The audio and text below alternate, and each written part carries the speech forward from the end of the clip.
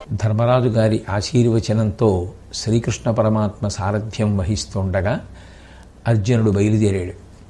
ఇద్దరూ యుద్ధరంగంలోకి ప్రవేశించారు. భీముడు గొప్ప సాహసంతో ఆ దుశ్శాసనుణ్ణి సంహారం చేసి తన మొదటి ప్రతిజ్ఞని పూర్తి చేసుకున్నాడు. రెండవ ప్రతిజ్ఞ అయినటువంటి దుర్యోధనుడి యొక్క తొడలు విరగ్గొట్టి యుద్ధభూమిలో పడిపోయినటువంటి దుర్యోధనుడి యొక్క శిరస్సుని కాలితో తంతాను అని చెప్పి రెండవ ప్రతిజ్ఞని కూడా చుట్టూ ఉన్నటువంటి సైన్యానికి అంతటికీ కూడా జ్ఞాపకం చేశాడు. తదనంతరం కృష్ణార్జునులు ఇద్దరూ కూడా కర్ణసంహారం కోసం బయలుదేరారు.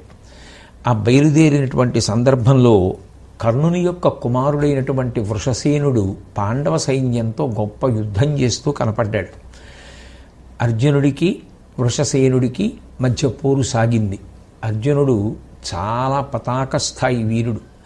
అటువంటి మహానుభావుడికి వృషసేనుణ్ణి నిర్జించడం అనేటటువంటిది చాలా కష్టంతో కూడుకున్న విషయం ఏం కాదు. కాబట్టి భృకుటి స్ఫూర్జిత పాలభాగుడగుచున్ పొంగారి ఆ సూతపౌత్రకు కోదండము బాహుదండములు చిత్రస్ఫూర్తి దున్మాడి మస్తక ముగ్రోద్ధతి క్రూర భల్ల విలసద్ధారాహతింత్రుంచే బాణకళాదుర్గముడన్ నరుండు పతియున్ రాధేయుడున్ చూడగన్. ఆ అర్జునుడు ఆ వృషసేనుడితో యుద్ధం చేస్తున్నటువంటి సందర్భంలో కనుబొమలు రెండూ ముడివేసి ఆ వీరత్వాన్ని చాటేటటువంటి బుద్ధిని పొందినటువంటి వాడై ఆ కర్ణుని యొక్క కుమారుడి ధనస్సుని విరిచేశాడు. బాగా బలిష్టమైనటువంటి ఆ వృషసేనుని యొక్క రెండు భుజములను తన యొక్క బాణముల చేత ముక్కలు ముక్కలుగా నరికేశాడు. తదనంతరం థలథలమంటున్నటువంటి ఒక బాణాన్ని ప్రయోగించి ఆ వృషసేనుడి యొక్క కంఠాన్ని ఉత్తరించాడు. ఒక భయంకరమైనటువంటి యుద్ధం జరిగే ముందు కుమారుడు కళ్ళ ముందు మరణించడం అనేటటువంటిది కర్ణుడికి నిజంగా గొప్ప దురదృష్టమే. ఉన్నటువంటి శాపములకు తోడు కళ్ళ ముందు కుమారుడు ఆ విధంగా అర్జునుడి చేతిలో పడిపోతే ఎంత కాదన్నా తండ్రి మనస్సే. అది చివుక్కుమంటుంది, చాలా బాధపడుతుంది. అప్పటి వరకు కళ్ళ ముందు తిరిగిన కొడుకు, కష్టపడి పెంచి పెద్ద చేసినటువంటి కుమారుడు కళ్ళ ముందు పడిపోవడం కర్ణుడికి కొంత నీరసం కలిగేటట్టుగా చేస్తుంది. ఆ పైన ఆయన యుద్ధానికి బయలుదేరినప్పుడు ఎంత ఉత్సాహంతో ఉన్నాడో ఆ ఉత్సాహం నిలబడేటటువంటి స్థితిని సారథి అయినటువంటి శల్యుడు కల్పించలేదు. ఆ పైన అర్జునుడికి మాత్రం కర్ణుడి యొక్క కుమారుణ్ణి సంహరించి యుద్ధాన్ని ప్రారంభించడం ఉత్సాహం పెరగడానికి, మరింత ఆ సంతోషంతో స్ఫూర్తితోటి కర్ణుడితో పోరాడడానికి అవకాశాన్ని ఇచ్చింది. బహుశా దైవం అనుకూలించడం అన్న మాటకి అర్థం ఇలాగే పరిణమిస్తుందేమో. వాళ్ళు ఆ అర్జునుడు కర్ణుడు ఒకరికొకరు ఎదురెదురుగుండా యుద్ధాలు పెట్టి యుద్ధాన్ని ప్రారంభించడానికి సిద్ధపడుతున్నారు. ఆ యుద్ధం ఎంత గొప్పది అంటే ఇటు కౌరవ సైన్యం కానీ అటు పాండవ సైన్యం కానీ వాళ్ళు యుద్ధం చేయడాన్ని ఆపేశారు. ఆపేసి ఇంత గొప్ప యుద్ధం మళ్ళీ రమ్మంటేనూ చూద్దామంటేనూ అవకాశం కుదిరేది కాదు. మనం చేసుకునే యుద్ధం ఏముంది, ఎప్పుడైనా చేసుకుంటాం అనుకున్నారో ఏమో. ఏదో ఇద్దరు రాములు యుద్ధం చేస్తే ఎలా ఉంటుందో, సూర్యుడితో యుద్ధం చేస్తే ఎలా ఉంటుందో, రుద్రుడితో యుద్ధం చేస్తే ఎలా ఉంటుందో, అంత గొప్ప యుద్ధం ఆ కర్ణుడికి అర్జునుడికి జరగబోతోంది. కాబట్టి మనం వాళ్ళ ద్వంద్వ యుద్ధాన్ని చూద్దామనేటటువంటి ఉద్దేశ్యంతో వాళ్ళందరూ కూడా నిలబడిపోయారు. అదే సమయంలో ఆకాశంలో దేవతలు, పితృదేవతలు, విద్యాధరులు, ఋషి సమూహాలు, ఇంద్రుడు, బ్రహ్మ, శివుడు మొదలైనటువంటి వారందరూ కూడా వచ్చి నిలబడ్డారు. అంటే వాళ్ళిద్దరి మధ్య జరిగినటువంటి సమరం అంత తేలికైనటువంటి సమరం మాత్రం కాదు. ఇద్దరి మధ్య జరిగినటువంటి సమరం అంత సంకుల సమరం. కర్ణుడు అంత తేలికగా తీసివేయవలసినంత వీరుడు కూడా కాదు. నిస్సందేహంగా చాలా పౌరుష పరాక్రమములు కలిగినటువంటి వీరుడే. ఆయనకి మొదటి నుంచి దురదృష్టం అలా వెంటాడింది. ఆ కారణం చేత అర్జునుడితో ఏ యుద్ధంలోనూ గెలవలేకపోయాడన్నది వేరు విషయం. కానీ దేవతలే వచ్చి ఆకాశంలో నిలబడి యుద్ధం చేస్తున్నారు అంటే అది అర్జునుడితో అంత పౌరుష పరాక్రమములు ఉన్నటువంటి కర్ణుడు చేస్తున్న యుద్ధం కాబట్టి చూశారు, కానీ లేకపోతే ఎందుకు చూస్తారు? అటువంటి సందర్భంలో సృష్టికర్త అయినటువంటి చతుర్ముఖ బ్రహ్మగారు ఆ శివుని వంక చూసి అన్నారు, ఇరువురు అతిరథులు, సమస్ఫురణులు, విక్రాంతిపరులు, శూరులు, వీరొండరువులతో పెనగగా అశ్వరమగు జగము ఉడుపరాదే సమరంబనగా. ఈ కర్ణార్జునులు సామాన్యమైనటువంటి వీరులు కారు. ఇద్దరూ కూడా అతిరథులు, మహావీరులు. దానికి తోడు ఇద్దరూ కూడా ఆ అస్త్రములను ప్రయోగించడంలో ఎక్కడా వెనుకాడేటటువంటి లక్షణం ఉన్నవారు కాదు. అంత గొప్పగా పద్ధతిని అనుసరించి ఎప్పుడు ఏ అస్త్రాన్ని ప్రయోగించవచ్చో సమయ సందర్భములు నిరిగి ప్రయోగించగలిగినటువంటి దక్షత కలిగినటువంటి వారు. విశేషించి ఇద్దరూ కూడా శౌర్యంతో ఒకరిని మించి ఒకరు విక్రమించడానికి పోటీ పడేటటువంటి లక్షణం ఉన్నవారు. ఇటువంటి గొప్ప యోధులు ఒకరితో ఒకరు యుద్ధం చేసుకుంటే ఈ జగత్తంతా నాశనం అయిపోతుంది.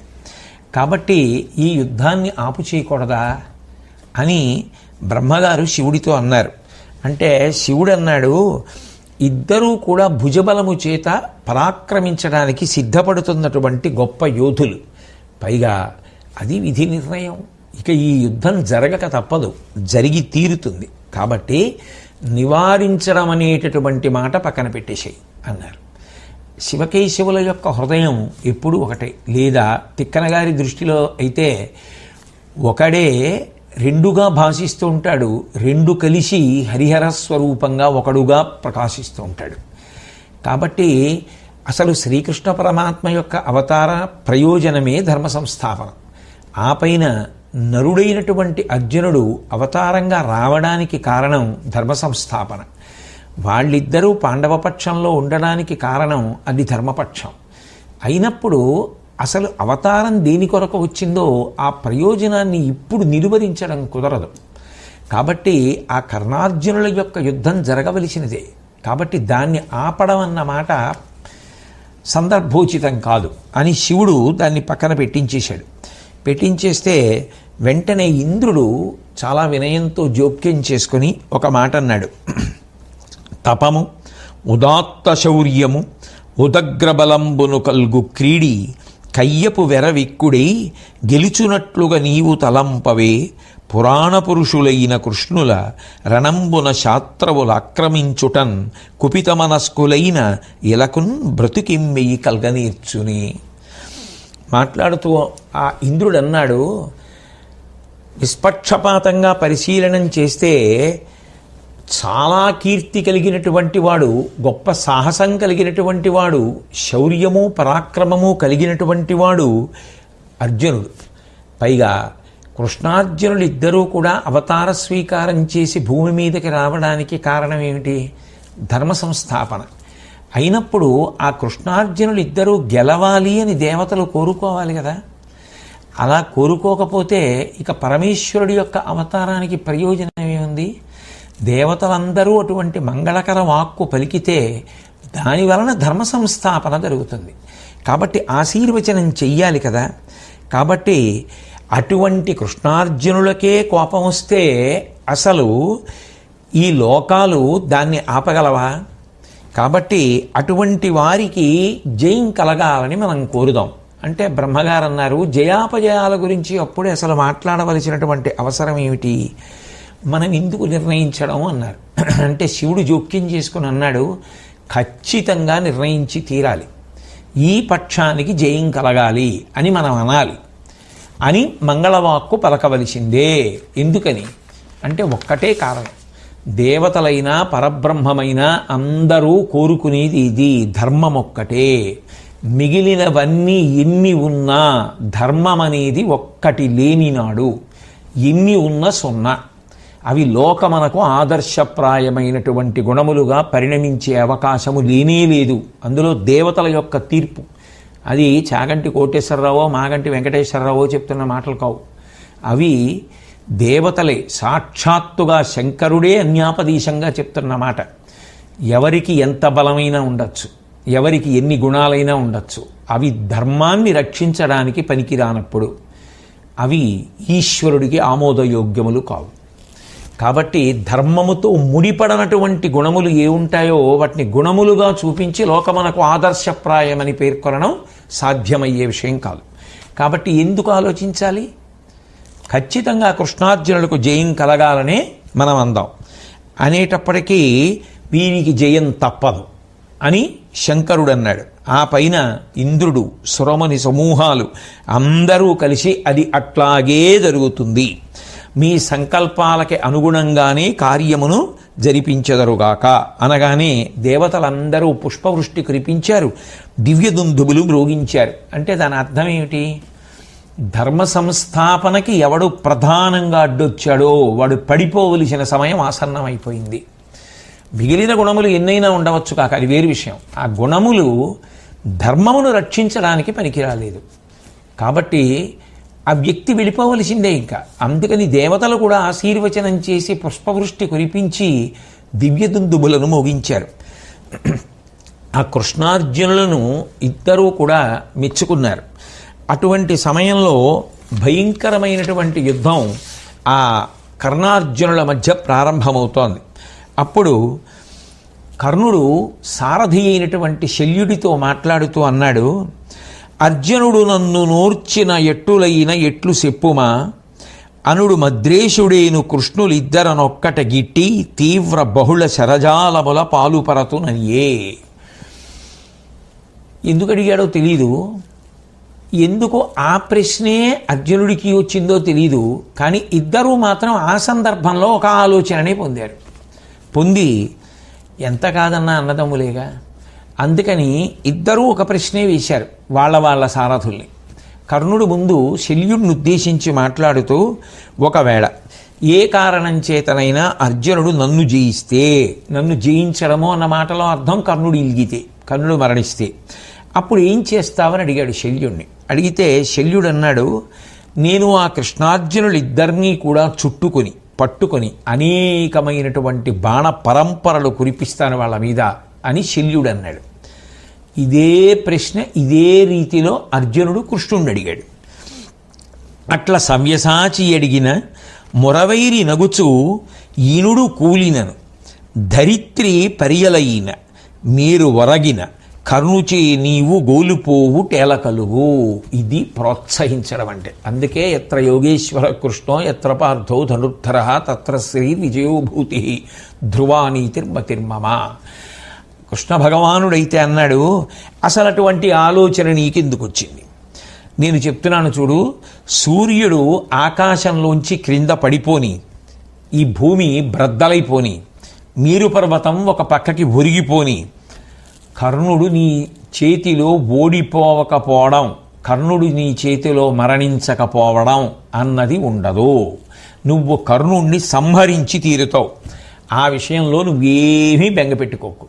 ఒకవేళ నీకు మనసులో ఇంకా ఎక్కడైనా ఏమైనా శంక ఉందేమో, నా తర్వాత వాళ్ళు ఏమైపోతారు అని, అంత క్లిష్ట పరిస్థితి ఏర్పడితే కౌరవుల్ని చంపి భూమిలో పాతిపెట్టి ధర్మరాజుకి పట్టాభిషేకం చేస్తా. ధైర్యమేనా? ఉత్సాహంగా యుద్ధం చేయి అంటే మాట్లాడినటువంటి మాట అవతలవాడిలో ఉత్సాహాన్ని నింపుతుంది. ఏ సమయంలో ఏ సందర్భంలో ఏ మాట మాట్లాడాలో ఆ మాట మాట్లాడడం మనిషికి ప్రాణం పోయడంతో సమానం. ఈ మాట అన్న తర్వాత అర్జునుడు పరమ సంతోషాన్ని పొంది అన్నాడు, ఈ శత్రువులందరినీ పీనుగు పెంటలుగా చెయ్యడం అనేటటువంటిది నువ్వు చెయ్యవలసినటువంటి అవసరం రాకూడదు కృష్ణ. ఆ పని నేనే తప్పకుండా నా ప్రతాపంతో చేస్తాను, కర్ణుణ్ణి నేలపాలు చేస్తాను. కాబట్టి ఆ విషయంలో మన ఇద్దరం ఏ బెంగా పెట్టుకోక్కర్లేదు అని చెప్పి యుద్ధాన్ని ప్రారంభించేటటువంటి సందర్భంలో ఇప్పటికే చిట్ట చివరికి వచ్చేసింది. భీష్ముడు పడిపోయాడు, ద్రోణుడు పడిపోయాడు, కర్ణుణ్ణి నమ్ముకుంటున్నాడు. ఈ కర్ణుడు కూడా అర్జునుడి చేతిలో పడిపోతే ఉన్న సైన్యం ఏమైపోతుంది?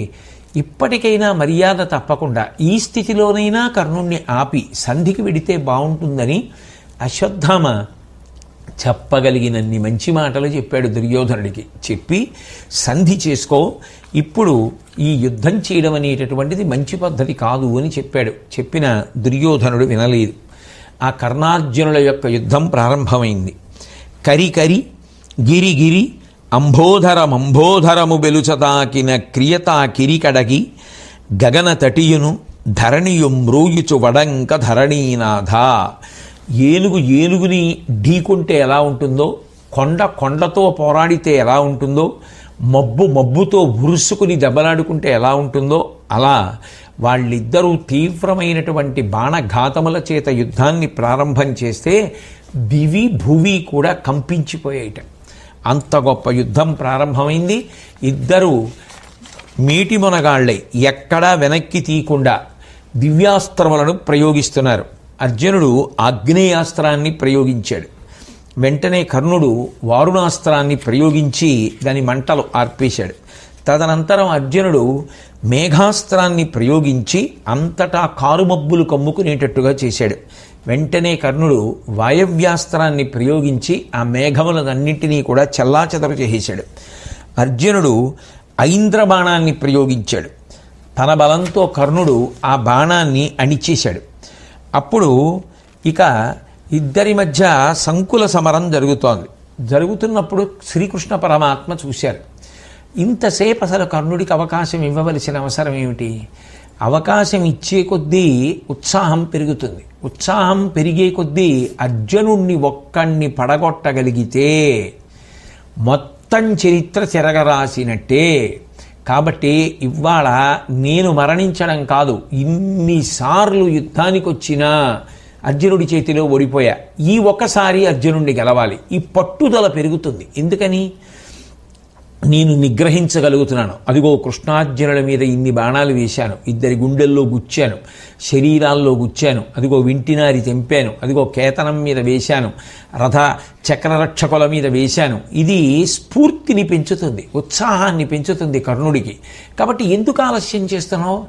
పైగా అర్జునుడు అంటే ఒక స్థాయిలో ఊహ చేస్తారు.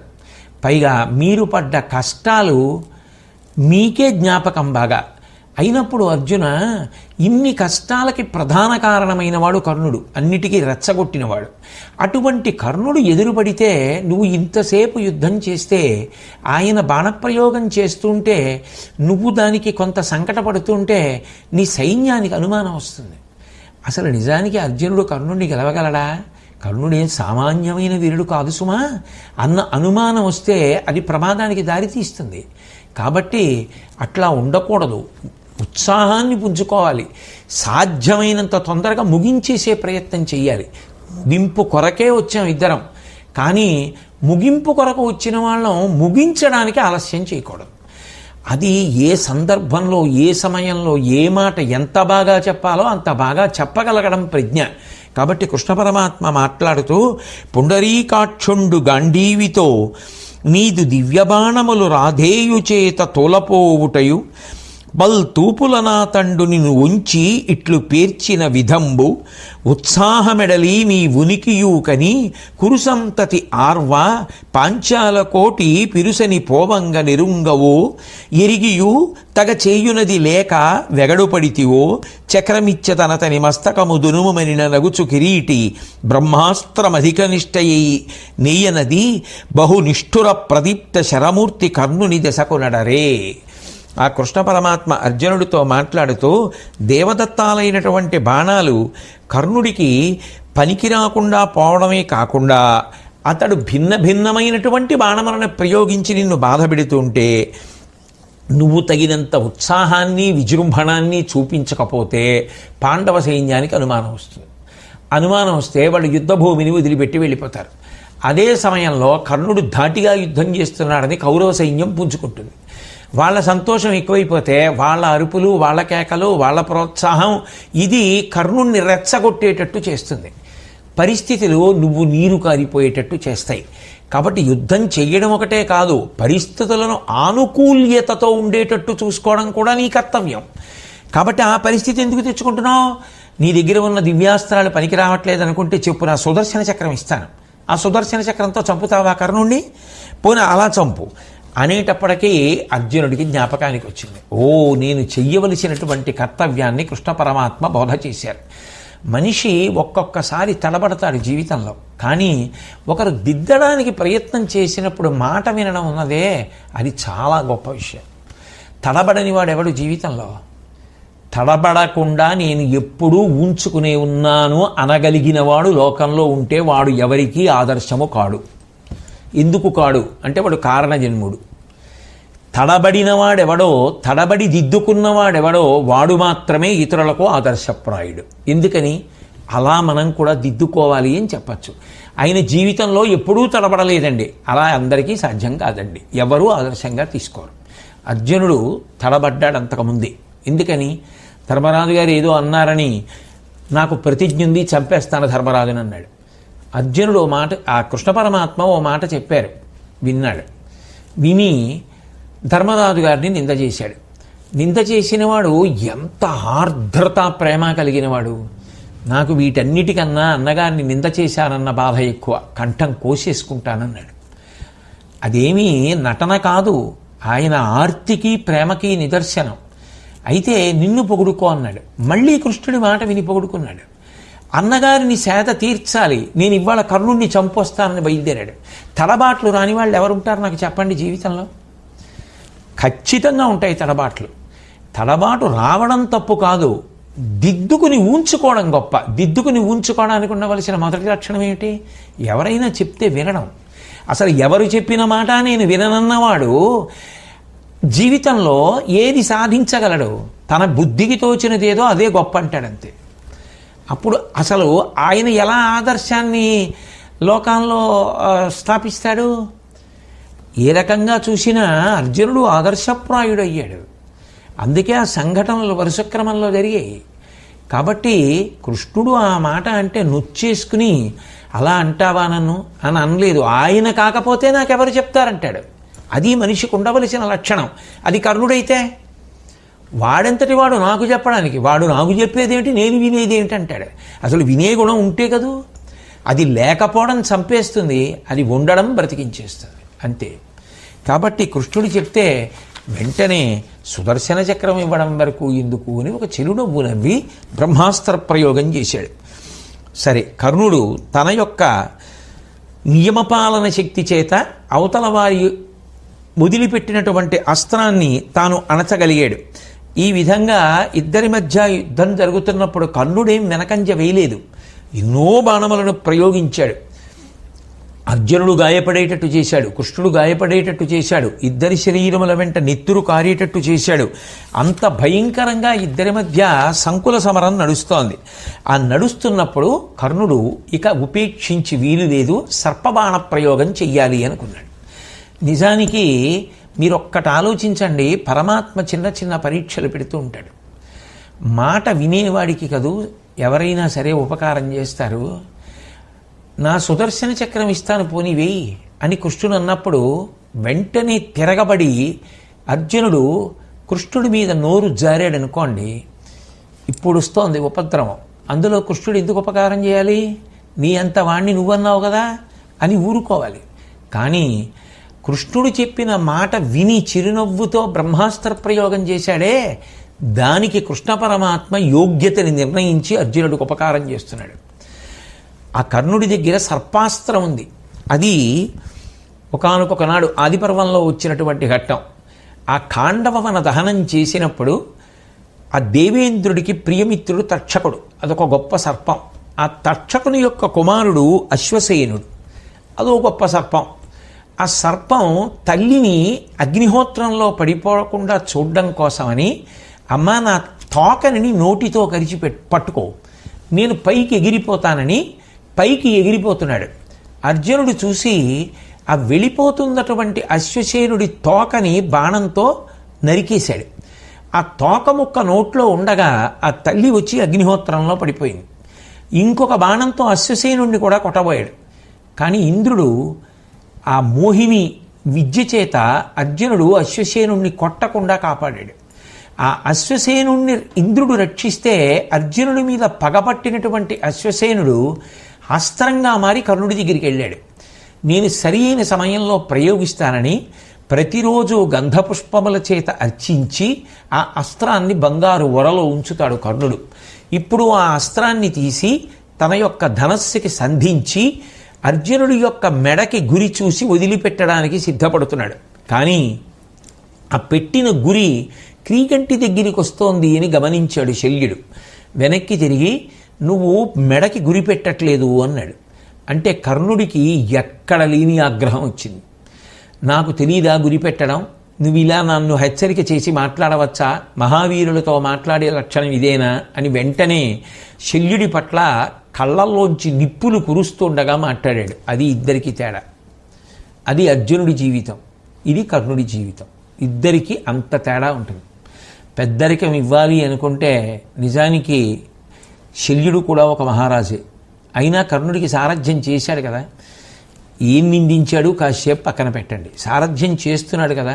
అర్జునుడు సారథిని కొట్టాలనుకుంటే శల్యుడిని కూడా కొట్టేస్తాడు కదా.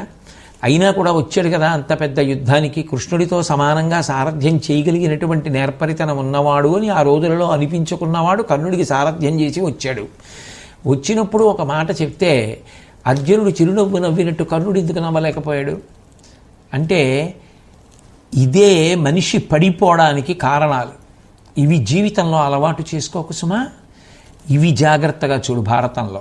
ఇవి గమనించు, ఇవి నేర్చుకుని జీవితాన్ని దిద్దుకో. అందుకు భారతాన్ని చదువుకోవడం, అందుకు భారతాన్ని నేర్చుకోవడం. ఎవరేమైనా చెప్పవచ్చుగాక, నేను వినను. నేను అనుకున్నదేదో అది గొప్ప అనుకున్నవాడు వృద్ధిలోకి రాడు, రక్షణ పొందలేడు. కాబట్టి ఇప్పుడు ఆ సర్పాస్త్రాన్ని గురిపెట్టి అర్జునుడి మీదకి వదిలిపెట్టాడు. వదిలిపెట్టగానే ఆ సర్పాస్త్రం అర్జునుడి యొక్క కంఠాన్ని దునవడం కోసం వచ్చేస్తోంది దగ్గరికి. పలుదెస మంటలు ప్రబ్బగా అలఘస్ఫురణముననిగుడు అయ్యస్త్రంబున్ జలజాక్షుడు కని పంచాంగుళ మాత్రము రథము ధరణి గృంక అదుముడున్. ఆ సర్పాస్త్రం వచ్చేస్తున్నప్పుడు అన్ని వైపులా కూడా ఆ మంటలు కమ్ముకున్నాయి. అలఘస్ఫురణముననిగుడు అయ్యస్త్రంబున్నదేమీ చిన్న విషయం కాదు. ఒక పాము పగబట్టి అస్త్రంగా కర్ణుడి దగ్గర ఇంతకాలం నుంచి ఎదురు చూస్తోంది అర్జునుడి కోసం. కాబట్టి దాని పగ తీర్చుకోవాలి. ఆయన కంఠాన్ని ఎప్పుడు ఉత్తరిస్తానా అని ఇంతకాలం ఎదురు చూసినటువంటి ఆ సర్పాస్త్రానికి ఇప్పుడు అవకాశం వచ్చింది. అది వెళ్ళి పడిపోతోంది ఆ అర్జునుడి మీద. అప్పుడెవరు రక్షించగలరు? ఆపద నుంచి రక్షించగలిగిన వాడు పరమాత్మ ఒక్కడే. ఆ పరమాత్మ ఎందుకు రక్షించాలి అంటే ఒకే కారణానికి రక్షించాలి. వాడు ధర్మము కొరకు నిలబడిన వాడేనా. దుస్తర్కాస్తు విరమ్యతాం అని శంకరాచార్యుల వారు అవతార పరిసమాప్తి సమయంలో శిష్యులతో మాట్లాడుతూ వేదో నిత్యమధీయతాం తదుచితం కర్మ స్వనుష్ఠీయతాం దుస్తర్కాస్తు విరమ్యతాం అంటారు. వేదమును ప్రమాణం చేసుకుని విహిత కర్మలను ఆచరించు. నీకు ఏదైనా మాట్లాడగలిగిన శక్తి ఉంటే ఆ మాట్లాడగలిగిన శక్తిని ధర్మమును బలపరచడానికి ఉపయోగించు తప్ప ధర్మ వ్యతిరేకమైన మాటలు మాట్లాడడానికి నీ సొంత అభిప్రాయాలకి వేదికలుగా మార్చుకొని మాట్లాడి ప్రజల యొక్క జీవితాలు పాడు చెయ్యవద్దు. దుస్తర్కాస్తు విరమ్యతాం, దుస్తర్కాన్ని కట్టిపెట్టు అని శంకర భగవత్పాదులు ఆనాడు చేసిన హెచ్చరిక. అంటే ఎప్పుడైనా సరే ధర్మము కొరకు మనకున్నది ఏది ఉపయోగపడినా ఈశ్వర రక్షణ ఉంటుంది. మనకి ఎన్ని ఉన్నా అవి ధర్మమునకు కట్టుబడనప్పుడు అవి ఈశ్వరానుగ్రహమునకు పాత్రములు కాలేవు. కాబట్టి అర్జునుణ్ణి రక్షించుకోవాలి. కాబట్టి పరమాత్మ వెంటనే కృష్ణుడు ఏం చేశాడు అంటే పంచాంగుళ మాత్రము 5 అంగుళాల మేర రథాన్ని భూమిలోకి తొక్కేశాడు. ఎప్పుడైతే రథం భూమిలోకి తొక్కివేయబడిందో అర్జునుడు కిందకి వెళ్ళాడు. కంఠానికి గురిపెట్టబడినటువంటి అస్త్రం కిరీటానికి తగిలింది. ఎందుకని ఇక్కడికి గురిపెట్టింది ఇక్కడ తగలాలి ఇప్పుడు, ఎందుకంటే కిందకి వెళ్ళిపోయింది కాబట్టి రథం. అది కిరీటానికి తగిలింది. మనిషి ప్రాణానికి తుల్యమేది రాజుల విషయంలో కిరీటమే. దాని మర్యాదకి తగినటువంటిది దానికి ఇవ్వాలి. కాబట్టి లేకపోతే అది మరింత కోపగిస్తుంది. అస్త్రం పక్కకి పోయింది అంటే నేను కిరీటం పడిపోవడానికి అవకాశం ఇచ్చాడు. ఇప్పుడు అది కిరీటానికి తగిలింది. వెంటనే ఆ కిరీటం కింద పడిపోయింది. పడిపోగానే దేవతలు, ఆకాశంలో ఉన్నవాళ్ళు అందరూ కూడా కృష్ణ పరమాత్మ మీద పుష్పవృష్టి కురిపించారు. ఎందుకు అంటే అర్జునుణ్ణి రక్షించాడు, అని చెప్తే కేవల వాచ్యార్థం కాదు. ధర్మరక్షణ కొరకు పరమాత్మ ఎంత జాగరూకుడై ఉంటాడు, ఎంత అప్రమత్తుడై ఉంటాడు అన్నదానికి పరాకాష్ఠ. అర్జునుణ్ణి రక్షించడానికి రథాన్ని 5 అంగుళాలు భూమిలోకి తొక్కి కిరీటం పడిపోయేటట్టుగా చేసి అది తృప్తి పడిపోయేటట్టు చేయాలి. కాబట్టి ఇప్పుడు ఆ కిరీటం పడిపోయింది.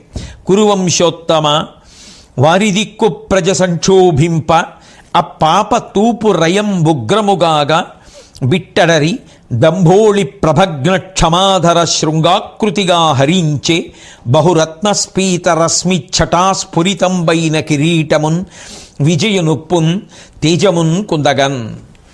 ఆ బాణం వచ్చి అర్జునుడి కిరీటానికి తగిలితే ఆ కిరీటం కింద పడిపోతే అనేక రత్నములతో ప్రకాశిస్తున్నటువంటి ఆ కిరీటం మండిపోయి భూమిలో పడిపోయే వరకు ఒప్పుకోకుండా సర్పాస్త్రం ఆ కిరీటాన్ని ఆ విధంగా ఉరిపిడి పెట్టేస్తే అర్జునుడు మాత్రం ఆ కిరీటం లేకుండా ఉండేటప్పటికట శిఖరం లేనటువంటి ఒక నల్లటి పర్వతం ఎలా ఉంటుందో అలా అర్జునుడు పరమాద్భుతమైనటువంటి రీతిలో కనపడ్డాట. అంటే అప్పుడు కూడా అంత అందంగా ఆయన కనపడ్డాడు. ఒక భూరి పర్వత శిఖరం వజ్రాయుధం చేత ఖండింపబడి పర్వతం నిలబడితే ఎలా ఉంటుందో కిరీటం పడిపోయినటువంటి అర్జునుడు అలా ఉన్నట్ట. అయినా ఆ వజ్ర వైఢూర్యాదులతో కూడుకున్నటువంటి ఆ కిరీటం పడడం అనేటటువంటిది మాత్రం అంత తేలిక విషయం కాదు. ఎందుకనంటే అదేం మామూలు కిరీటం కాదది. సురపతి తపంబు చేసిన పరమేష్టి ప్రియంబు పొంది బహుమాన పురస్సరముగనిచ్చిన యది ఆ కిరీటము అరిభీషణత్వ కీర్తిదము నృపా. అది ఒకానొకప్పుడు దేవేంద్రుడు గొప్ప తపస్సు చేస్తే సృష్టికర్త అయినటువంటి చతుర్ముఖ బ్రహ్మగారు సంతోషించి దేవేంద్రుడికి ఇచ్చినటువంటి కిరీటం. అటువంటి కిరీటాన్ని దేవేంద్రుడు మళ్ళీ అర్జునుడికి ఇచ్చాడు అంటే కారణం సముద్రవాసులైనటువంటి నివాత కవచలు అనబడేటటువంటి రాక్షసగణాన్ని ఇంద్రుడే నిగ్రహించలేకపోతే అర్జునుడి యొక్క సహాయం తీసుకున్నాడు. అప్పుడు అర్జునుడు వాళ్ళని నిగ్రహించాడు. అర్జునుడు వాళ్ళని నిగ్రహించి నాకు ఉపకారం చేశాడు అని సంతోషించినటువంటి ఇంద్రుడు బ్రహ్మగారు తనకిచ్చినటువంటి కిరీటాన్ని అర్జునుడికి ఇచ్చాడు. అంత గొప్పదైనటువంటి ఆ కిరీటం ఇవాళ ఆ సర్పాస్త్రము చేత అర్జునుడి శిరస్సు నుంచి డుల్లి కింద పడిపోయింది. ఇప్పుడు ఆ కిరీటం లేకపోతే అర్జునుడు ఎలా ఉన్నాడంటేట శృంగములేని నీలగిరి చెల్వున క్రీడి కిరీటహీనుడయ్యున్ కనుపట్టే వెల్లతల ఎల్లియు మౌళి దృఢంబుగా నమర్చె కురునాథ పూర్ణ శశి చెన్నున పూర్వ మహీధరంబు కాంతిం గడచన్న ఎందము ప్రతీతముగా నటించు చట్పుడన్. శిఖరం లేనటువంటి నల్లకొండ ఎలా ఉంటుందో అటువంటి అర్జునుడు తెల్లటి బట్ట తీసి తలపాగా చుట్టుకున్నట్టు. నా కుండలి నామకుటి నాస్రగ్వి నాల్పభోగవాన్ అంటారు రామాయణంలో. నేను తెల్లటి తలపాగా చుట్టుకున్నాడు ఆ యుద్ధంలో. చుట్టుకుంటే ఇప్పుడు పూర్ణ చంద్రబింబం ప్రకాశిస్తున్నటువంటి పర్వతం ఎలా ఉంటుందో ఆ శిఖరం మీద చంద్రబింబం ప్రకాశిస్తే అలా ఉన్నట్ట అర్జునుడు. ఆ నాగాస్త్రం అర్జునుణ్ణి చంపలేకపోయాననేటటువంటి బాధతో మళ్ళీ వస్తుంటే ఇది ఎక్కడి పాము అని చెప్పి అర్జునుడు అడిగితే కృష్ణ పరమాత్మ ఆది పర్వంలో జరిగినటువంటి విషయాన్ని మళ్ళీ అర్జునుడికి జ్ఞాపకం చేస్తే ఆ వస్తున్నటువంటి సర్పాస్త్రం మీద ఆయన బాణ పరంపరని విడిచిపెట్టి ఆ వస్తున్నటువంటి అస్త్రాన్ని ధ్వంసం చేసేశాడు. దానితో ఎప్పటి నుంచో కర్ణుడు పెట్టుకున్నటువంటి ఆశ, నేను అర్జునుణ్ణి పడగొట్టడానికి నా దగ్గర సర్పాస్త్రం ఉంది అని, ఆ సర్పాస్త్రం విఫలమైపోయింది. అయిపోయిన తరువాత ఇంకా యుద్ధం చేస్తున్నటువంటి కర్ణుడికి పూర్వం ఉన్నటువంటి శాపములు అమలులోకి వచ్చేటటువంటి సమయం ఆసన్నమైపోయింది. అందుకని భూసురశాపంబున ఇది ఈ సూతజు రథము చక్రమిల కృంగెడు వీతాసుడగు ఈతడని సేవాసముదయ యుగ్మకము వినం పలికె నృపా. యమధర్మరాజు గారు పైకి కనపడకుండా రెండు పక్షాలలో ఉన్నటువంటి వాళ్ళకి వినపడేటట్టుగా ఒక మాట చెప్పేట. భూసురశాపంబుననిదే ఈ సూతజు రథ చక్రమిల కృంగెడు. ఇదిగో ఒకానొక నాడు ఒక బ్రాహ్మణుడిచ్చినటువంటి శాప కారణంగా ఈ కర్ణుడి యొక్క రథచక్రం భూమిలోకి దిగబడిపోతోంది. వీతాసుడగు ఈతడు అని ఈతడు సేనా సముదయ యుగ్మకము వినంబలికే నృపా. ఇతడు కొంతసేపట్లో మరణిస్తాడు అని చెప్పి ఆ యమధర్మరాజు గారు రెండు పక్షాలలో ఉండేటటువంటి వాళ్ళకి కూడా వినపడేటట్టుగా మాట్లాడాడు. కానీ ఎవ్వరికీ మాత్రం కనపడలేదు. యమధర్మరాజు గారు వచ్చి ఈ మాట చెప్పాడు అన్న మాటకు అర్థం ఏమిటి? చక్రం దిగబడిపోతోంది, వీతాసుడవుతాడు అంటే ప్రాణములు పోతాయి కాసేపట్లో ఇంకా కర్ణుడివి అని యమధర్మరాజు గారు చెప్పవలసిన మాట చెప్పేశాడు. పరశురాముడిచ్చినటువంటి భార్గవాస్త్రం ఆ సమయంలో కర్ణుడికి జ్ఞాపకం రాలేదు. ఒక్కొక్క శాపం అన్వయం అవుతోంది. రథం యొక్క ఎడమ చక్రం నేలలో క్రమక్రమంగా కృంగిపోతున్న కారణం చేత రథం పెళపెళ శబ్దాలతో విరిగిపోతోంది. రథమా వికలమైపోయింది, సర్పాస్త్రమా విఫలమైపోయింది, భార్గవాస్త్రమా జ్ఞాపకానికి రావట్లేదు, బ్రాహ్మణ శాపమా అమలైపోయింది. ఇంకా ఇటువంటి సమయంలో ఆ కర్ణుడి యొక్క మనసు ఎంత బాధపడుతుంది. ఇప్పుడు ఆయన చాలా బాధపడి ఆశ్చర్యకరమైనటువంటి ఒక మాట మాట్లాడాడు. ధర్మవాదులు ధర్మతత్వ ప్రధాన చిత్తులగు వారి భూని రక్షించు ధర్మమందురు, అది బొగ్గుగా వించే అతుల ధర్మశీలుడగు నాకు ధర్మవు సెలవు లేదే. అందరూ ఓ మాట చెప్తుండగా నేను విన్నాను. ఎవరైతే ధర్మతత్వ ప్రధాన చిత్తులగు వారి ఏది చేస్తున్నా ఇది ధర్మమేనా, ఇది ధర్మ చట్రంలో ఇముడుతుందా అని ఆలోచన చేస్తుంటారో, ధర్మచట్రంలో ఇముడుతుంది చెయ్యడం, ఇది ధర్మచట్రంలో ఇమడదు, ఎంత సంతోషకరమైన పని అయినా అది ఎంత సుఖాన్నిచ్చినా ధర్మచట్రంలోకి ఇమడదు అన్నదాన్ని ఎవడు వదిలిపెట్టేస్తాడో, అటువంటి బుద్ధి ఎవడికి ఉంటుందో వాడిని ఆ ధర్మమే రక్షిస్తుంది అని అంటారు. అటువంటి ధర్మము నన్నెందుకు రక్షించట్లేదు అన్నాడు. ఆ ప్రశ్నలోనే జవాబు లేదు. చేసే పని ధర్మచట్రంలో ఇముడుతుందా అని కర్ణుడు ఆలోచించుకొని ఉంటే ఇవాళ ఈ పరిస్థితి ఎందుకు వస్తుంది? ఎప్పుడో అర్జునుడితో కురుక్షేత్ర సంగ్రామ భూమి యందు రావలసినటువంటి యుద్ధంలో కర్ణుడు నిలబడి అర్జునుణ్ణి గెలవకూడదని విధి ఆయన మరణించడానికి కావలసినటువంటి సమస్త సంభారములను ఎందుకు వండి సిద్ధం చేసేసింది కాలంలో ముందే? ధర్మాన్ని వదిలిపెట్టడం వల్ల. కానీ పైకి మాత్రం ధర్మాన్ని నన్నెందుకు రక్షించట్లేదు పట్టుకున్నా అంటే అది నోటితో చెప్పిన మాట అవుతుందేమో, కానీ ఆచరించిన ధర్మం ఎలా అవుతుంది?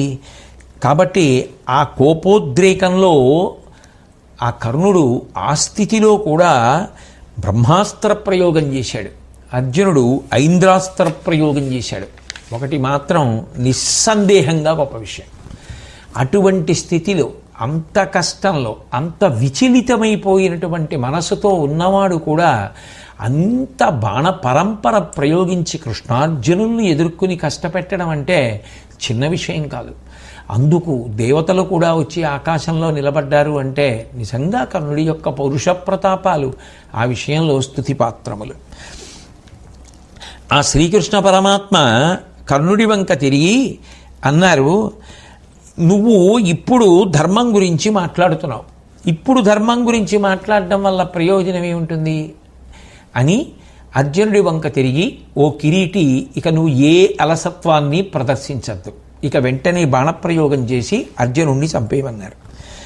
ఆ రథచక్రం కర్ణుడిది మరింతగా నేలలోకి దిగబడిపోయింది. అప్పుడు ఇక ధైర్యము చెదిరిపోయినటువంటి వాడై ఆ యుద్ధభూమిలో నిలబడి కన్నుల నీరు కారిపోతుండగా దుఃఖిస్తూ అర్జునుణ్ణి చూసి ఆ కర్ణుడు అన్నాడు, అరదంబు చక్రంబు ధరచాల కృంగిన ఎత్తెద అంతకు నీయకుండుము, ఏను భూమిస్థుడ నీవు రథస్థుండవు, ఈ ఎడ తగువకు నీయకునికి విరిదలవానిని విరధుని ఆయుధం విడినవానిని శూరులీయరెండు, మహిత శూరుడవను మాత్రగా దుత్తమ కొలుడవు రణధర్మ కోవిదుండవు, ఇట్టి నీవు తగిన ఎట్టి భంగిన అని చెయ్యవలయు.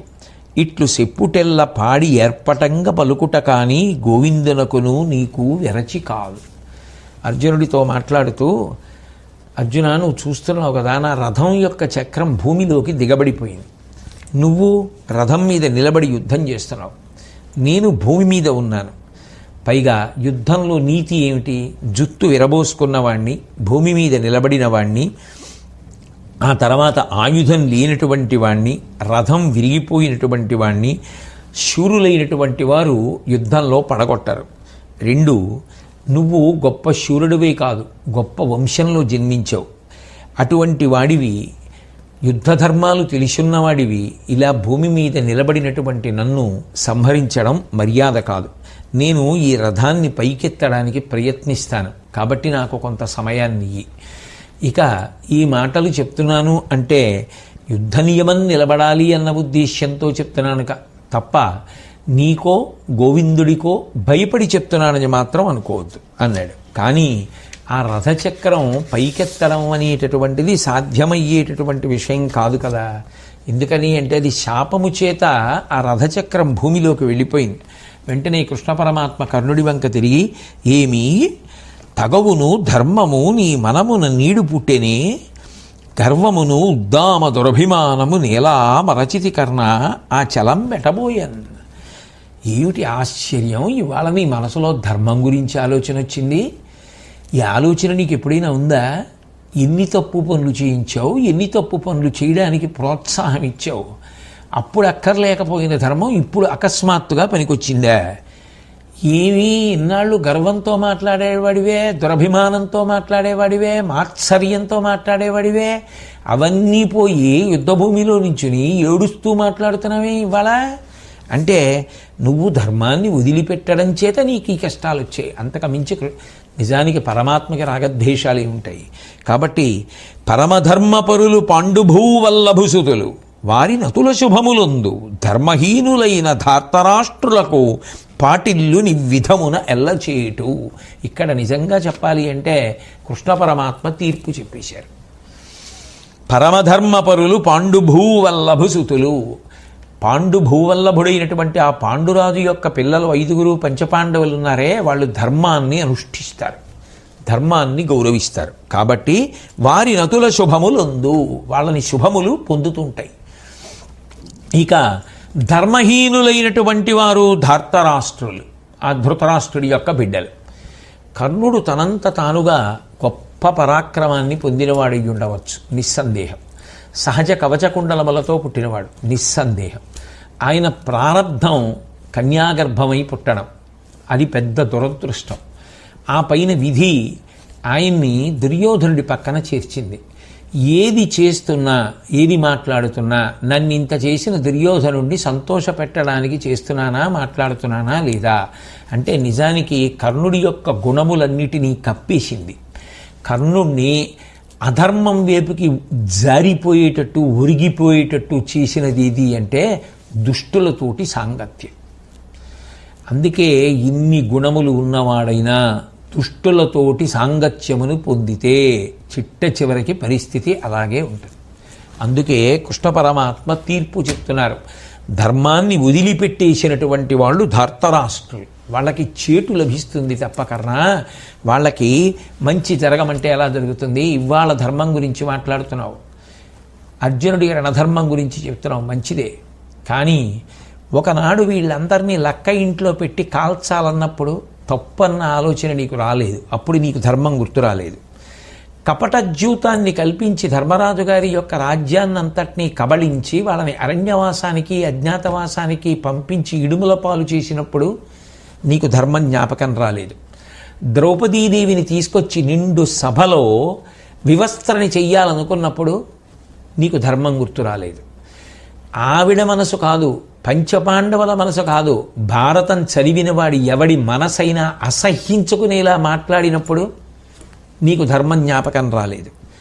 ఘోషయాత్ర నెపంతో నువ్వు దుర్యోధనుడు మీ అందరూ బయలుదేరి ధర్మానికి కట్టుబడి అరణ్యవాసం చేస్తున్న పాండవుల్ని అవమానించాలని అనుకున్నాడు, నీకు ధర్మం జ్ఞాపకం రాలేదు. బాలుడైన అభిమన్యుడిని ఒక్కడిని చేసి అందరూ చుట్టుముట్టి వెనక్కెళ్ళి అభిమన్యుడి వింటినారి తెంపడానికి బాణం వేసి మట్టు పెట్టినప్పుడు నీకు ధర్మం జ్ఞాపకానికి రాలేదు. ఇన్ని పాపాలకి కారణం నువ్వే. దుర్యోధనుడు తప్పు చెయ్యాలనుకున్నప్పుడల్లా ప్రోత్సహించి మాట్లాడిన వాడివి నువ్వే. ధార్తరాష్ట్రుల యొక్క పాపములన్నింటినీ ప్రోత్సహించి పలికిన వాడివి నువ్వే. అప్పుడిప్పుడు నీకు ధర్మ జ్ఞాపకానికి రాలేదు. వాటి పర్యవసానంగా యుద్ధం జరిగితే ఇప్పుడు మాత్రం అర్జునుడికి చెప్పడానికి ధర్మ జ్ఞాపకానికి వచ్చింది. ఎంత ఆశ్చర్యం! నువ్వు అనుష్ఠించని ధర్మం నిన్ను ఎలా కాపాడుతుంది, ఎందుకు కాపాడుతుంది అని అనేసరికి ఆ రథం యొక్క దూలం కింద భుజం చేర్చి కర్ణుడు ఆ రథాన్ని పైకెత్తే ప్రయత్నం చేశాడు. ఆయన బలం ఎంత గొప్పది అంటే ఆ రథచక్రం భూమిలోంచి పైకి రాలేదు, కానీ నదులతోటి సముద్రాలతోటి పర్వతాలతోటి ఉన్నటువంటి ఈ భూమి అంతా 6 అంగుళాలు పైకి లేచింది.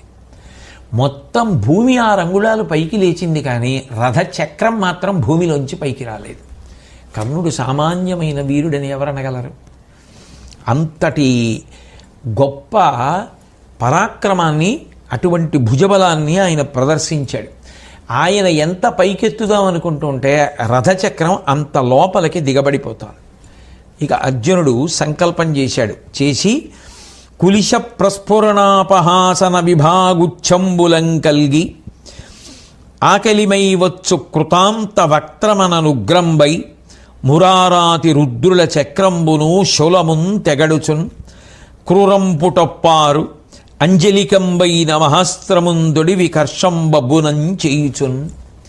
అర్జునుడు శ్రీ మహావిష్ణువు యొక్క చేతిలో ఉండేటటువంటి ఆ సుదర్శన చక్రాన్ని, పరమశివుడి యొక్క చేతిలో ఉండేటటువంటి త్రిశూలాన్ని కూడా దాటిపోయిందా అన్నంత తేజస్సుతో విరాజిల్లుతున్నటువంటి వజ్రాయుధం లాంటి అత్యంత కఠినమైనటువంటి క్రూరమైనటువంటి బాణాన్ని ఒకదాన్ని తీసి దాని మీద మహాస్త్రాన్ని సంకల్పం చేసి ధనస్సుకి తొడిగి ఆ వింటినారికి సంధించి విడిచిపెడుతూ ప్రతిజ్ఞ చేశాడు.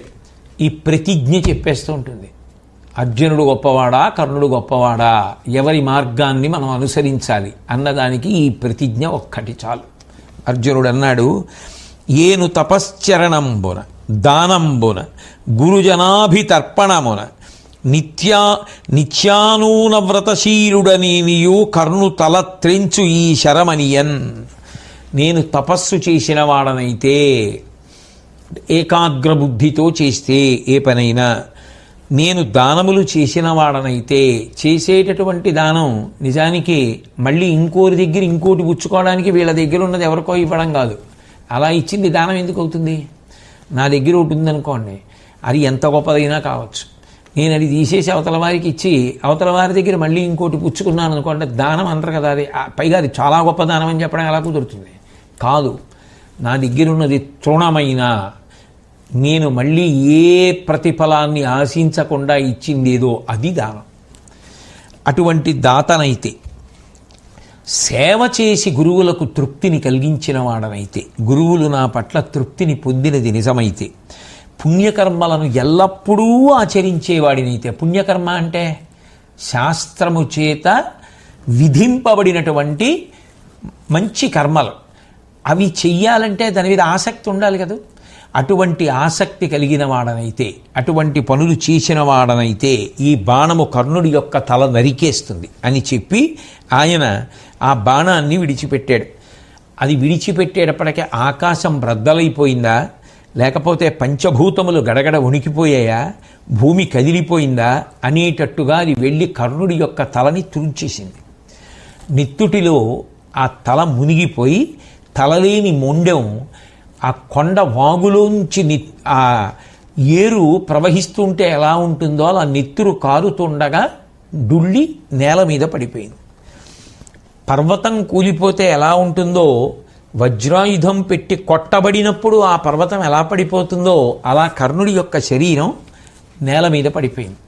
అందరూ చూస్తుండగా జరిగినటువంటి మహాద్భుతం ఏమి అంటే, ఇటువంటి కర్ణుడు లేకపోతే నిజానికి దుర్యోధనుడు యుద్ధానికి రాడు.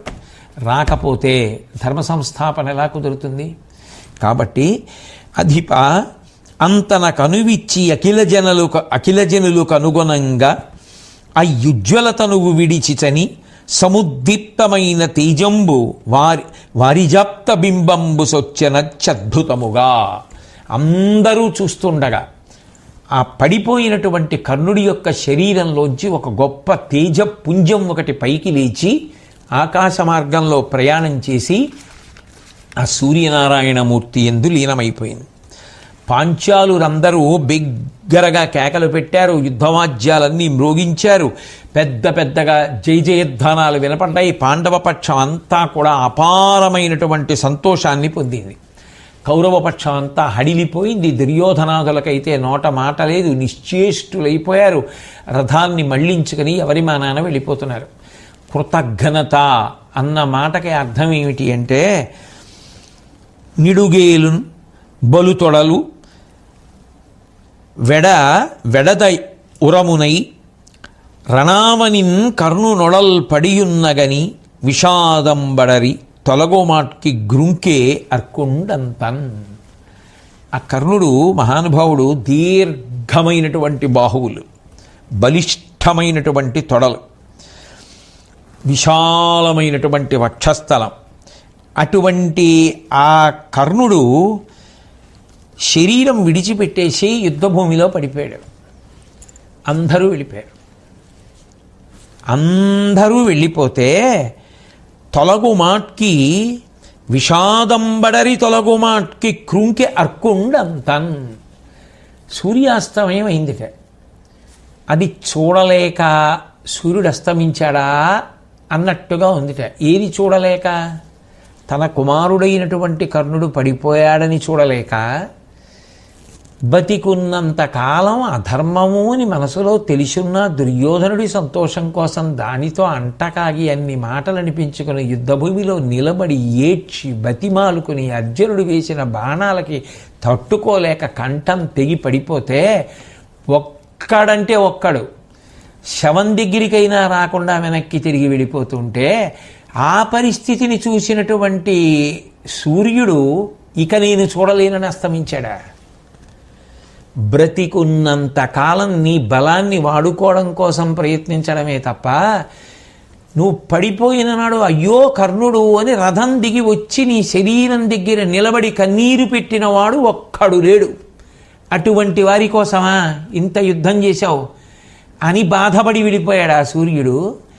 ఇటువంటి దుష్టులతోడి సాంగత్యము చివరికి జీవితాలు ఎంత ప్రమాదకరంగా ముగిసిపోవడానికి కారణమవుతుందో చూసావా అని లోకమునకు పాఠం చెప్పడం కోసం మౌన సందేశం ఇవ్వడానికి వెళ్ళిపోయాడా అన్నట్టుగా విషాదంబడరి తొలగోమాట్కి క్రుంకె అర్కుండంతన్. సూర్యాస్తమయం అయిపోయింది. నిర్గత ప్రాణురాధేయు నిజకరముల కరుణ పెంపున అంటుట కారణముగా పవన స్నానమలరింపబోవునట్టు అపర జలనిధిలోనికి అరిగె వినుడు. ఆ సూర్యభగవానుడి యొక్క కిరణములు కరములు కదూ. కిరణములు అంటే ఆ కాంతిని పట్టుకొచ్చేటటువంటి ఆయన యొక్క తేజ సంబంధమైనవి. అవే కరములు, ఆయన చేతులు.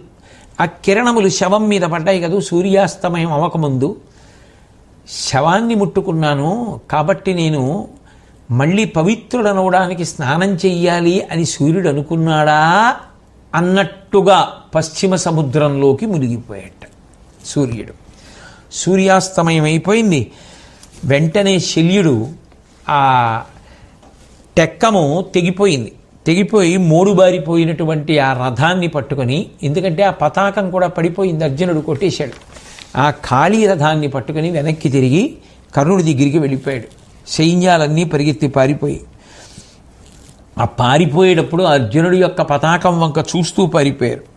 అప్పుడు శల్యుడు దుర్యోధనుడి దగ్గరికి వెళ్ళి అంటాడు, నరవర ఎందు చూడమిరణంబులు కర్ణుడు అర్జునుండు సంగరమొనరెంతురే ఇటుల క్రౌర్య నిరూఢికి దివ్యులుంది అచ్చెరు అది అట్టులుండే విను చెప్పెద ఎంతయు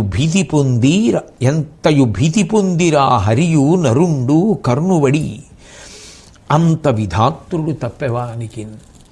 బతికున్నంత కాలం యుద్ధం చేస్తున్నంత కాలం, యుద్ధానికి వెడుతున్నంత కాలం తనని ఎవడో పొగిడాడని, ఎవడికో తను మాట ఇచ్చానని వేపుకు తినేసి చచ్చిపోయేటంతగా చంపేసి చచ్చిపోయినవాడు చచ్చిపోయేటట్టుగా చేసేసినటువంటి శల్యుడు ఇప్పుడు పొగుడుతున్నాడు కర్ణుడిని. ఇంత ప్రమాదకరమైన వ్యక్తిత్వాలతో అంటగలిసి ఉన్నవాడు శాంతిని పొందమంటే ఏం పొందుతాడు? ఎన్ని గుణములుంటే మాత్రం అటువంటి వాడు శోభిస్తాడు? ఆయన దురదృష్టం ఏమిటో, ఆయన జీవితం అంతా దుర్మార్గుల మధ్యలోనే గడిచింది. ఆ కర్ణుడి నరవరా ఇందు చూడమిరణంబులు ఇప్పుడు చెప్తున్నాడు దుర్యోధనుడితోటి. ఓ దుర్యోధన, లోకంలో యుద్ధాలు చూడలేదా? కర్ణుడు అర్జునుండు సంగర మొనరింతురే ఇటులా. అసలు ఆ కర్ణుడు అర్జునుడు చేసినటువంటి యుద్ధం ఎంత అద్భుతం! క్రౌర్య నిరూఢికి దివ్యులొంది రచ్చరు. ఆఖరికి వాళ్ళిద్దరూ చేస్తున్నటువంటి యుద్ధ తీవ్రతకి దేవతలు తెల్లబోయారు. అది అట్టులుండే విని చెప్పేదనంతయు భీతి పొందిరా హరియు నరుండు కర్ణువడి. నిజం చెప్పాలంటే ఆ కర్ణుడు చేస్తున్నటువంటి యుద్ధానికి కృష్ణార్జునులు కూడా భయపడిపోయారు. అంత గొప్ప యుద్ధం చేశాడు. అంత విధాత్రుడు తప్పేవానికి ఆయనకి దైవానుగ్రహం మాత్రం లేదు. ఆ కర్ణుడికి ఎందుకు లేదు? వీళ్ళందరి వల్లే లేదు. అధర్మపక్షం, ఆ అధర్మపక్షంలో ఉండిపోవడం వల్లే ఆయనకి భగవద్ అనుగ్రహం లేకుండా పోయింది. కాబట్టి అంత గొప్పవాడయా అని ఇప్పుడు పొగిడాడు వెళ్ళి దుర్యోధనుడి దగ్గర. తన బలహీనత తానొకటి అధిగమించి ఉంటే ఈ పరిస్థితి ఏర్పడేదా? ముందే పాండవుల్లోకి పోయి ఉంటే ఎందుకు బయలుదేరాడు దానికి? అసలు ఇంత అల్లరి ఉండేదా? భారతం ఎందుకు చదువుకుంటారు అంటే, భారతం ఎప్పుడో జరిగిపోయిన కథ అనుకుంటే వేరు. భారతం జరిగిపోయిన కథ అయినా అంతకన్నా గొప్ప అనుభవాలు వ్యక్తికి ఇచ్చి ఎవడి జీవితం వాడు తీర్చిదిద్దుకోవడానికి పనికొచ్చేటట్టుగా చేయగలిగినటువంటి ఇతిహాసం కనుకనే అందరి కోసం, మానవాళి కోసం మహానుభావుడు ఉదారంగా వ్యాసభగవానుడు పంచమవేద స్వరూపంగా దాన్ని మనకి అనుగ్రహించి మన పట్ల అంత ఉదారుడయ్యాడు. ఆయనకి మనం ఏమి ఇవ్వగలం? రెండు చేతులు జోడించి నమస్కరించడం తప్ప. నమోస్తుతే వ్యాస విశాల బుద్ధే పులారవిందాయత పత్రనేత్ర ఏనత్వయా భారతతైలపూర్ణ ప్రజ్వాలితో జ్ఞానమయ ప్రదీప అని ఆ వ్యాస భగవానుడికి నమస్కరించగలం. ఆ తర్వాత కృష్ణార్జునుడు ధర్మరాజు గారి దగ్గరికి వెళ్ళారు. ఆయన పాదములకు నమస్కరించారు. కర్ణుడి యొక్క మరణమాత్ర చెప్పారు. కర్ణుడి యొక్క శవం దగ్గరికి వచ్చి ఆ కంఠం తెగిపోయినటువంటి శరీరాన్ని, ఆయన యొక్క కుమారుల శవాల్ని చూశాడు. ధర్మరాజు గారు సంతోషించాడు. పెద్ద కష్టం తీరిపోయిందన్నాడు. ఇంకా యుద్ధం అకంటకం అన్నాడు. రాజ్యలక్ష్మి ప్రాప్తించినట్టే అన్నాడు అని కృష్ణ పరమాత్మ వంక తిరిగి అనవిని అమ్మురాంతకొనకా నృపుడిట్లను నీవు చక్క చూచిన సులభంబు శోభనము శ్రీధర నీదగు కూర్మికేను భజనమటే నాకు దుష్కరమి శత్రుజయంబు భవత్ప్రసాద జీవనులము మాకు సంపదలు వచ్చు నవశ్యము నింత నమ్ముదున్. హే కృష్ణ భగవన్, మేము ఇటువంటి స్థితిని పొందాము అంటే నీవు కేవలం మా పట్ల చల్లగా చూడడం వల్ల మాత్రమే మాకు ఇటువంటి సంపద, విజయము, శోభనము, శుభము అన్నీ చేకూరాయి. నీదైనటువంటి ప్రేమకి నేను పాత్రుణ్ణయ్యాను అని అందరూ అంటూ ఉంటారు. ఇంకంతకన్నా ఏం కావాలి? ఇది ధర్మరాజ విజయానికి కారణం. భగవద్ అనుగ్రహం. భగవద్ అనుగ్రహానికి పక్షపాతాలు ఉండవు. ధర్మపక్షపాతం. ధర్మం ఎక్కడుంటుందో అక్కడ భగవద్ అనుగ్రహం. కాబట్టి నీ అనుగ్రహం నా యందు ఉన్నది అంటారు. హే కృష్ణ, నీ యొక్క అనుగ్రహము నా యందుండగా శత్రుజయము నాకెందుకు సిద్ధించదు? నీ యొక్క అనుగ్రహ విశేషం చేత మాకు సమస్త సంపదలు సిద్ధిస్తాయనేటటువంటిది నిర్వివాదాంశము. కేవలము నీ అనుగ్రహ కారణముగా మాత్రమే కర్ణవధ జరిగింది, అందులో సందేహం లేదని ధర్మరాజు గారు చెప్పాడు. నిజం కాదు. సర్పాస్త్రం వచ్చేస్తుంటే నిజానికి ఆ 5 అంగుళాలు భూమిలోకి రథాన్ని తొక్కి ఉండకపోతే అర్జునుడు ఏమైపోయి ఉండేవాడు? ఇన్నిసార్లు మాటల చేత అర్జునుడికి కర్తవ్యాన్ని గుర్తు చేసి కాపాడాడు. అటువంటి భగవంతుడి అనుగ్రహం ఉంది కాబట్టి పాండవపక్షం నిలబడగలిగింది. అలా నిలబడగలగడానికి, ఈశ్వరానుగ్రహం పొందడానికి హేతువు ధర్మాచరణమే. కర్ణపర్వాన్ని పూర్తి చేస్తూ మహానుభావుడు తిక్కన సోమయాజి గారు ఒక మాట అన్నారు. అనలుడు భాస్కరుండును సుధాంశుడు అధ్వర సంప్రవర్తకుల్ వినుము నరేంద్ర ఈ క్రతువు విష్ణుమయంబు ఇది నిర్వహించి అర్జునుడును కర్ణుడున్ సమరరూపమునంతగా ఈ ప్రబంధం ఇంపొనర పఠించినన్ వినిన ఒందు నరున్ చిరసౌఖ్య సంపదల్. ఇది ఒక యజ్ఞం లాంటిది. అగ్ని, సూర్యుడు, చంద్రుడు ఈ యజ్ఞానికి ఋత్విజులు. ఏ యజ్ఞం? ఈ కర్ణపర్వం చదువుకోవడం, ఈ కర్ణపర్వం వినడం. ఇదే ఒక యజ్ఞం లాంటిది. ఈ యజ్ఞానికి అగ్ని, సూర్యుడు, చంద్రుడు ఈ ముగ్గురు ఋత్విజులు. అర్జునుడు, కర్ణుడు వాళ్ళిద్దరూ ఈ యుద్ధాన్ని నిర్వహించారు, ఈ యజ్ఞాన్ని నిర్వహించారు యుద్ధరూపంగా. ఈ పర్వమంతా అనగా ఈ యజ్ఞమంతా విష్ణుమయం. ఇటువంటి ఈ ప్రబంధాన్ని, ఈ కర్ణపర్వాన్ని ఎవరు ఆసక్తితో చదువుకుంటారో, ఎవరు ఆసక్తితో వింటారో అటువంటి వారందరికీ శాశ్వతమైనటువంటి సౌఖ్యములను, సంపదలను ఆ పరమేశ్వరుడు అనుగ్రహిస్తాడు, వాళ్ళు పొందుతారు. అంత గొప్పది ఈ కర్ణపర్వమని ఫలశ్రుతితో ఈ పర్వాన్ని పూర్తి చేయడం జరిగింది. తదనంతర పర్వాన్ని మళ్ళీ శ్రీకృష్ణ పరమాత్మ నా చేత పలికించినంత మేర పలకడానికి ప్రయత్నం చేస్తాను. స్వస్తి.